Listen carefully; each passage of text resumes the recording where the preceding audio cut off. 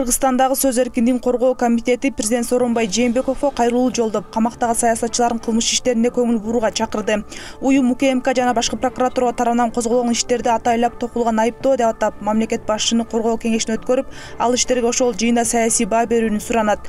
Мында комитет иши кайра каралышы керек дегендердин тизмесине камактагы саясатчылар Өмүрбек Текебаев, Дүйшөн Чотонов, Бектур Асанов, Кубанычбек Кадыров, Эрнест Карпбеков, Канат Исаев, Мелис Аспеков, Бекболот Талгарбеков, Төрөбай Колубаев, Марат Султанов, Садыр Жапаров, Абдылда Гапаров жана Максат Кунакуновду кошкон. Уюм аталган саясатчылардын баары мурдагы бийликтин курмандыгы болушкандыгын белгилейт. Бул куугунтуктун максаты оппозицияны жок кылуу, саясий талааны тазалоо жана бардык альтернативдүү пикирлерге басым кылуу болгону кайрылууда деп айтылат маалыматта.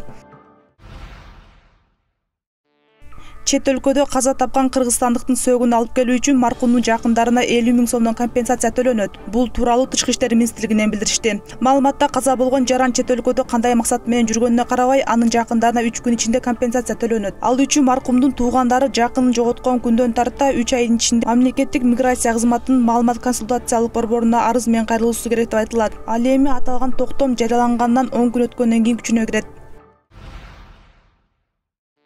Жакынкы айларда күйүүчү майдын баасы түрүнө жараша 5-10% көтөрүлүшү күтүлүүдө. Бул тууралуу Кыргызстандын нефтетрейдерлер ассоциациясынан билдиришти. Аталган бирикменин басма сөз кызматы кабарлагандай, күйүүчү майдын баасы орусиялык мунай базаларында баанын көтөрүлгөнү улам кымбаттап жатат. Маалымат кылайык, май айында баалар кескин жогорулап кеткен. Үстүбүздөгү жылдын январь-апрель айларында Орусиянын мунай базарында баа акырындап көтөрүлүп отуруп, жалпысынан 6% кымбаттаган болсо, май айында эле 10% кымбаттап кеткендиги айтылат.